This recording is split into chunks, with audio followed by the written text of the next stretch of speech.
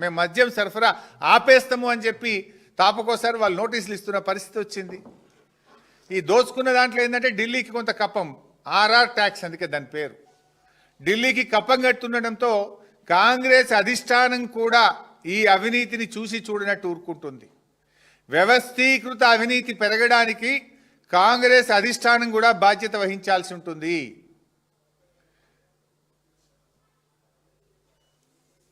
అసలు A to Z కుంభకోణం లేదే లేదుగా ఈ రాష్ట్రంలో.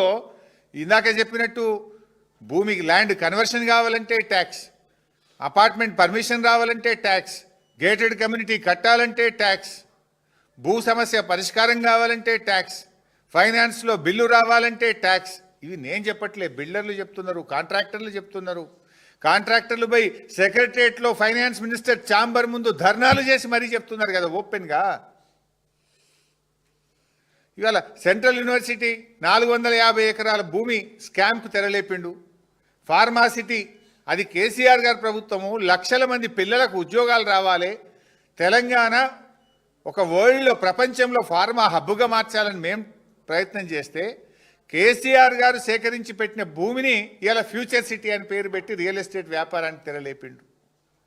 సివిల్ సప్లైస్లో ధాన్యం అమ్మకాల్లో పెద్ద స్కామ్ అయింది, హైకోర్టులో కేసు నడుస్తూ ఉంది. రవాణా శాఖలో స్మార్ట్ కార్డుల స్కామ్ నడుస్తూ ఉంది. ఫ్లై యాష్ రవాణాలో స్కామ్, ఈ మధ్యనే 5 లక్షల కోట్ల స్కామ్ మా కేటీఆర్ గారు బయటపెట్టిండ్రు. హిల్ టీపీ, ఈ పారిశ్రామిక భూముల అమ్మకంలో స్కామ్, పవర్ స్కామ్ 50,000 కోట్ల రూపాయల పవర్ స్కామ్ వచ్చింది. ఒక ఎమ్మెల్యే యూరియాని కూడా బ్లాక్ మార్కెట్లో అమ్ముకున్న యూరియా స్కామ్ కూడా ఈ ప్రభుత్వంలో చూసినాం. హౌసింగ్ బోర్డు అమ్మకాల్లో ట్యాక్స్, హ్యామ్ రోడ్లలో స్కామ్, HMDAలో స్కామ్లు, ఇలా చివరికి లిక్కర్ స్కామ్. వైద్య విద్యార్థులను పాస్ చేయడానికి ఫెయిల్ అయిన పిల్లల్ని, MBBSలో ఫెయిల్ అయిన పిల్లల్ని రీవాలిడేషన్ పేరు మీద మళ్ళా మార్కులు వేయడం స్కామ్ కూడా చేసిండ్రు. కాళోజీ గారు అంటారు కాదేది కవితకు అనర్హం అన్నట్టు, రేవంత్ రెడ్డి గారి పాలనలో కాదేది స్కామ్కు అనర్హం అన్నట్టు పిల్లల ప్రశ్న పత్రాలు దిద్దడంలో హెల్త్ యూనివర్సిటీ వైస్ ఛాన్సలర్ స్కామ్కు పాల్పడి చివరికి ఆయన రాజీనామా చేయాల్సి వచ్చింది. దాన్ని బయటపెట్టి మేము ప్రశ్నిస్తే, ఇప్పుడు చదువురాని పిల్లల్ని డాక్టర్ చేస్తే రేపు వాడు ఆపరేషన్లు చేస్తే ఆ పిల్లల జీవితాలు ఏం కావాలి?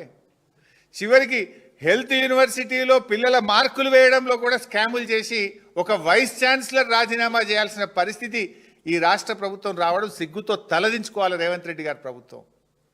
ఒక విద్యార్థులకు చదువు చెప్పి భవిష్యత్తు తీర్చిదిద్దాల్సిన వైస్ ఛాన్సలరే కరప్షన్కు పాల్పడితే ఈ రాష్ట్రంలో పాలన ఎట్లా జరుగుతుందో ఒకసారి మనం ఆలోచించాల్సినటువంటి అవసరం ఉంది. ఇక 6 గ్యారంటీలు, అభయహస్తం అన్నారు, బాండ్ పేపర్లు అన్నారు. ఆ అభయహస్తం కాదు, అది భస్మాసుర హస్తం అయిపోయింది. ప్రజల పాలిట భస్మాసుర హస్తం అయిపోయింది. గ్యారంటీలో మొదటి గ్యారంటీ మహాలక్ష్మే దిక్కులేదు. నిన్న రేవంత్ రెడ్డి ఏదో ట్వీట్ పెట్టిండు, ఏదో అంబానీలు చేసిండట, మహిళలందరినీ అదానీ అంబానీలుగా మార్చినా అని చెప్పి నిన్న ట్వీట్ పెట్టిండు. పోదామా? ఏ ఊరికన్నా పోదామా? అప్పుల పాలు చేసినావు. 1,00,000 కోట్ల వడ్డీ లేని రుణమని 5 లక్షలకే వడ్డీ లేని రుణం ఇచ్చినావు. మహిళలను మోసం చేసినావు. నువ్వు మహాలక్ష్మి పేరు మీద ఇవ్వాల్సిన నెలకు 2,500 ఎవరికన్నా ఇచ్చినవా? నీ 2 ఏళ్ల పాలనలో రాష్ట్రంలో 1 కోటి మంది అక్కా చెల్లెళ్లకు 60,000 రూపాయలు ఒక్కొక్కరికి బాకీ పడ్డావు. నువ్వు ప్రతి ఒక్కరికి 60,000 బాకీ పడ్డావు. ప్రతి అక్కకు చెల్లెకు బాకీ పడ్డావు. వడ్డీ లేని రుణం విషయంలో మహిళల్ని మోసం చేసినావు. బతుకమ్మకు రావాల్సిన చీరలు ఇవ్వకుండా ఒక్క చీర ఇచ్చి మహిళల్ని అవమానపరిచే విధంగా మాట్లాడుతున్నావు. మహిళలకు కేసీఆర్ గారు అందించిన న్యూట్రిషన్ కిట్ రద్దయిపోయింది. కేసీఆర్ కిట్ పథకాన్ని రద్దు చేసినావు నువ్వు. ఇవాళ మహిళలకు నువ్వు చేసింది ఏంది? మహాలక్ష్మి పథకం ఇవాళ మోసం చేసినావు నువ్వు. అసలు నీ పాలనలో ఆత్మహత్యలు పెరిగినాయి. తెలంగాణ రైజింగ్ అంటాడు రేవంత్ రెడ్డి. ఏం రైజింగ్ అయింది? 2-3 విషయాల్లో రైజింగ్ అయింది. మర్డర్లు పెరిగినాయి ఈ రాష్ట్రంలో. అత్యాచారాలు, మర్డర్లు 50% పెరిగినాయి ఈ రాష్ట్రంలో. 58%. 2023లో 789 మర్డర్లు జరిగితే రేవంత్ పాలనలో 1,245 మర్డర్లు జరిగినాయి. నీ పాలనలో మర్డర్లు పెరిగినాయి. నీ పాలనలో మహిళలపై అత్యాచారాలు 35% అత్యాచారాలు పెరిగినాయి నీ పాలనలో. మహిళల్ని నువ్వు కోటీశ్వరుల్ని చేయలే, మహిళల మీద నీ పాలనలో అత్యాచారాలు పెరిగినాయి. మహిళల భద్రత కరువైపోయింది నీ పాలనలో. నీ పాలనలో ఆత్మహత్యలు పెరిగినాయి. రైతులు 822 మంది చనిపోయినారు. ఆటో డ్రైవర్లు 179 మంది చనిపోయినారు. గురుకుల విద్యార్థులు 116 మంది చనిపోయినారు.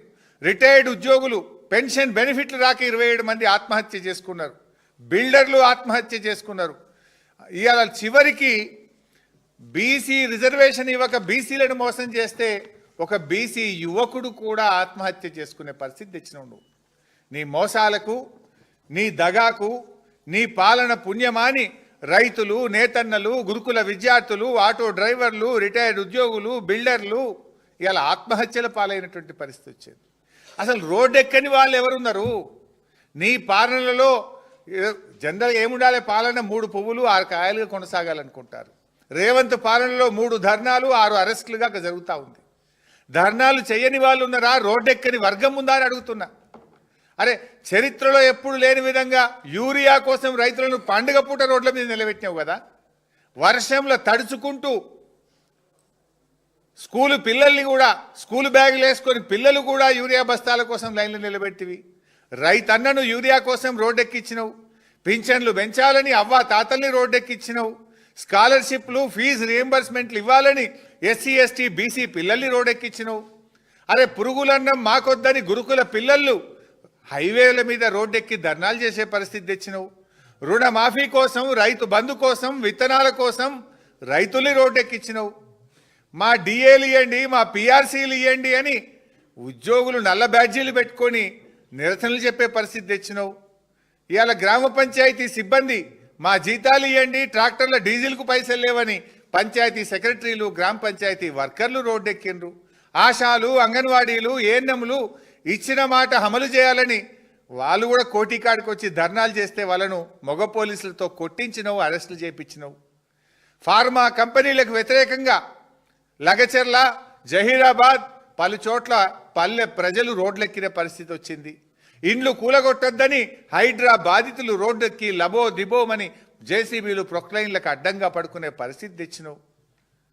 అసలు దేశంలో ఎక్కడ లేని విధంగా కాంట్రాక్టర్లు వచ్చి ఫైనాన్స్ డిపార్ట్మెంటు ధర్నాలు చేపించి సెక్రటరేట్ ముందు రోడ్డెక్కిచ్చినవు. అసలు నువ్వు రోడ్డెక్కించింది ఎవరిని? నువ్వు జరుపుకోవాల్సింది విజయోత్సవాలు కాదు, అపజయోత్సవాలు జరుపుకోవాలి. నువ్వు రాష్ట్ర ప్రజలకు క్షమాపణ చెప్పాలి. ఇన్ని వర్గాల ప్రజల్ని రోడ్డెక్కించి 6 గ్యారెంటీలు అమలు చేయక అందరినీ మోసం చేసినందుకు నువ్వు క్షమాపణ చెప్పాలి.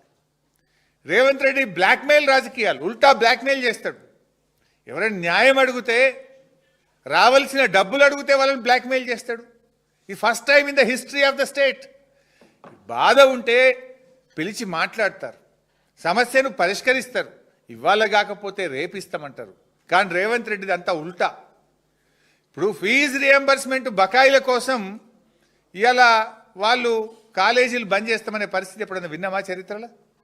బంద్ చేసిండ్రు కాలేజీలు. పిల్లలు ఇళ్ళకే పరిమితం అయిపోయినరు. ఒకసారి అడిగినరు, 2 సార్లు అడిగినరు, 3 సార్లు అడిగి చివరికి ఫీజు రియంబర్స్మెంట్ కోసం కాలేజీలు మూతబడ్డాయి. మూతబడితే రేవంత్ రెడ్డి బ్లాక్మెయిల్ ఏంటంటే పోలీసు వాళ్ళని కాలేజీలకు దోలుతాడు, విజిలెన్స్ వాళ్ళని కాలేజీలకు దోడి కాలేజీ యాజమాన్యాల మీద కేసులు పెట్టేండు. అరే, ఆరోగ్యశ్రీ బకాయిలు ఇవ్వండి అని